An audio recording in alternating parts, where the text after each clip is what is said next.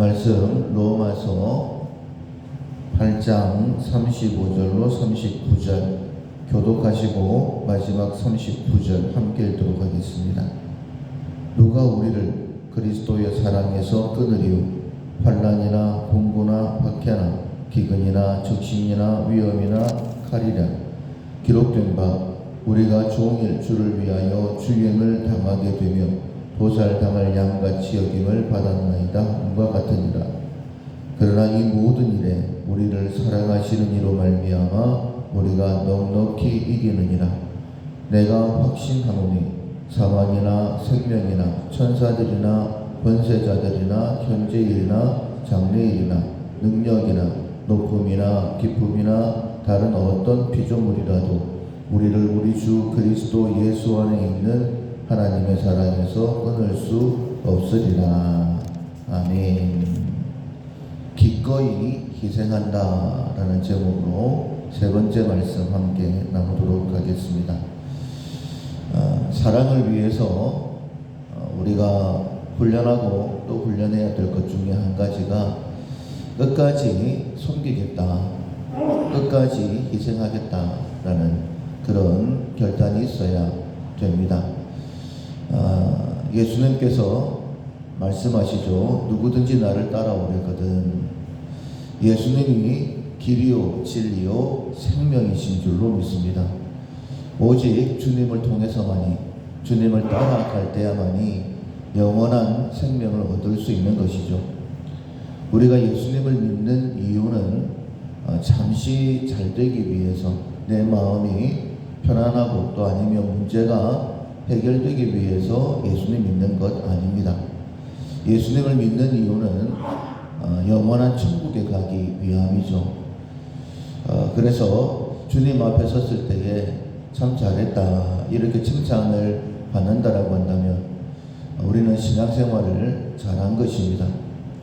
아무리 이 땅에서 많은 것들을 누렸다 할지라도 내가 원하는 것들을 어느 정도 성취했다 할지라도 만약에 복음의 삶을, 주님을 따르는 삶을 살지 못했다라고 한다면 누구든지 다 솔로몬처럼 참 삶이 헛되다, 내가 이것 때문에 이렇게 살았었나 이렇게 후회하게 될 것입니다. 주님을 따라가야 되는데 주님을 따라가려고 하면 자기를 부인하고 자기 십자가를 져야 되는 것이죠. 그 십자가가 바로 섬김이다, 희생이다 이렇게 말씀을 하십니다. 인자가 온 것은 섬김을 받으려 함이 아니라 도리어 섬기려 하고, 그런데 그 섬김이 어느 정도냐면 자신의 생명까지 내어주시는, 많은 사람의 대속물로 죽기 위해서 나는 왔다라고 분명히 말씀하셨고, 그리고 십자가 위에서 다 이루었다라고 선언하시죠. 주님의 그 사랑은 끝이 없는 사랑입니다. 우리가 누군가를 사랑한다라고 할 때에 한계를 정해놓는다라고 한다면 그것은 주님을 따르는 사랑이다라고 말할 수 없는 것이죠. 아브라함을 복으로 부르셨습니다. 너로 말미암아 천하 만민이 복을 얻게 될 것이다. 그 복은 아브라함에게서 나오는 것이 아니죠. 하나님의 복인데, 회복인데 하나님의 복이 아브라함을 통해서 흘러가는 것입니다. 우리가 우리 주변에 그 누군가를 사랑한다라고 할 때에 만약 그 사랑이 나에게서부터 나온다라고 한다면 쪼그라들 거예요. 어느 순간인가 아마 동이 나게 될 것이고 더 이상은 못하겠다 이런 말이 나오게 될 것입니다. 그런데 그 사랑이라는 게 얼마 양도 되지 않을 거예요. 그래서 반드시 하나님을 통하여서 하나님의 사랑이 나를 통해서 나타나야 된다, 이 마음을 꼭 가지셔야 됩니다. 이런 우화 알고 계시죠? 바람과 태양, 나그네가 지나갈 때에 저 외투를 누가 벗기는지 한번 내기를 해보자. 바람이 아무리 강하게 바람을 불어도 그 외투를 벗길 수가 없었습니다. 조금만 더 세차게 불면, 조금만 더 하면 저 외투를 벗길 수 있을 거야. 그런데 오히려 꽁꽁 싸매버리죠.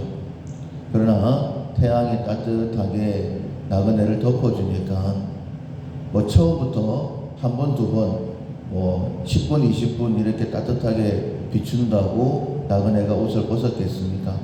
끊임없이 계속해서 따뜻함으로 덮어주고 또 덮어주니까 결국은 외투를 벗게 되는 것처럼 하나님의 사랑이 끊임없이 나를 통해 흘러갈 때에 나도 변하게 되어지고 내 주변의 모든 것들이 변하게 되어진다. 이 마음을 가지고 끝까지 희생하고 섬기는 그런 모습이 우리 가운데 있어야 될 것입니다. 신약시대에 가장 귀하게 쓰임받았던 바울, 원래는 사울이었죠. 교회를 핍박했던, 박해자였던, 살인자였던 사람이었습니다. 자기 자신을 돌아볼 때에 나는 죄인 중에 괴수다라고 이야기할 정도로 정말 교회를 끔찍하게 핍박했던, 처음에 사울이 바울로 변화되었을 때에 누구도 믿어주지 않으려고 했던 그런 사람이었었죠. 그런데 그가 어떻게 그렇게 하나님 앞에 귀하게 쓰임 받았을까? 그가 받았던 하나님의 사랑, 그 사랑에 끊임이 없다라는 사실을 그가 믿었기 때문이죠.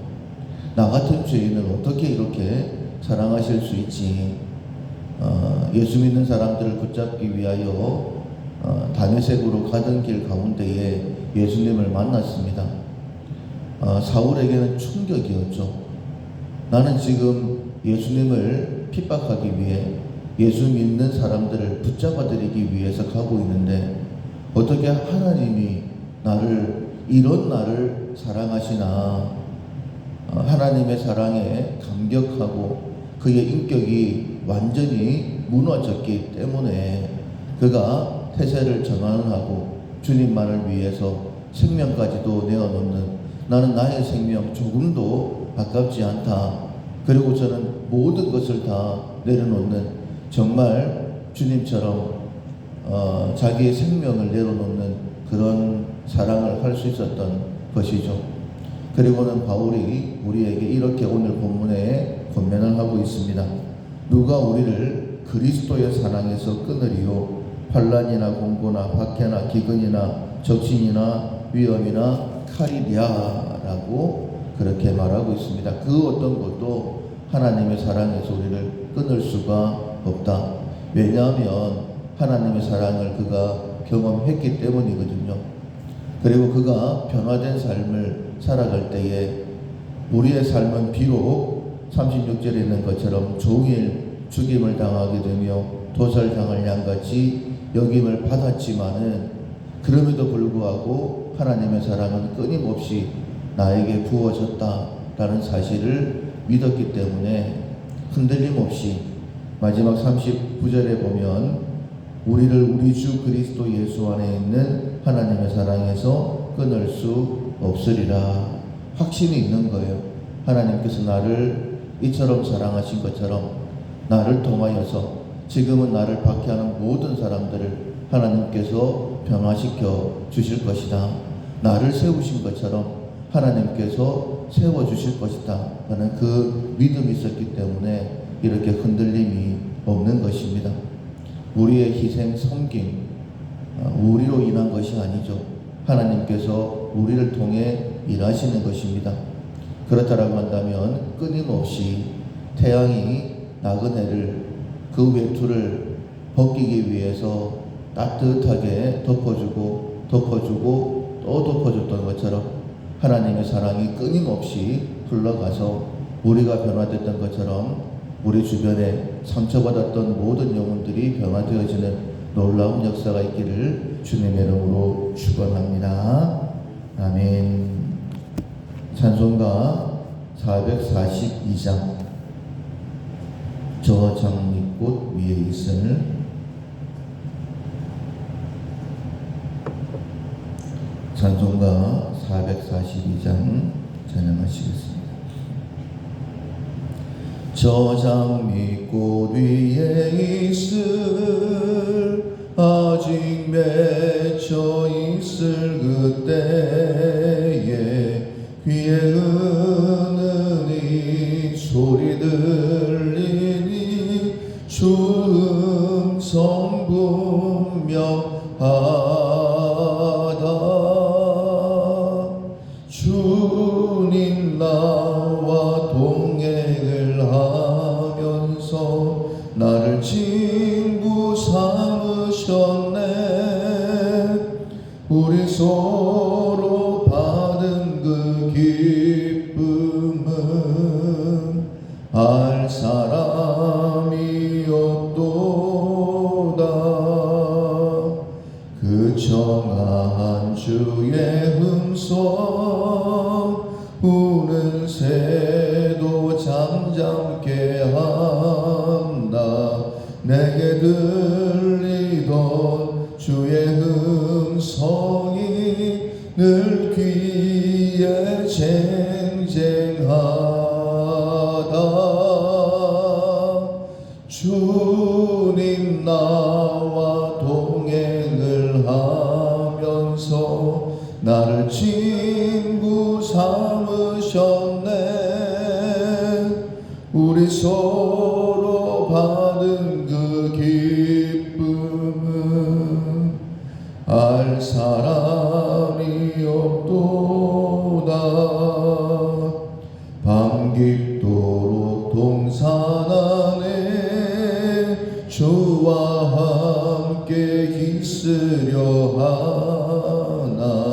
괴로운 세상에 할 일 많아서 날 가라며 나신다. 주님 나와 동행을 하면서 나를 친구 삼으셨네. 우리 서로 받은 그 기쁨은 알 사람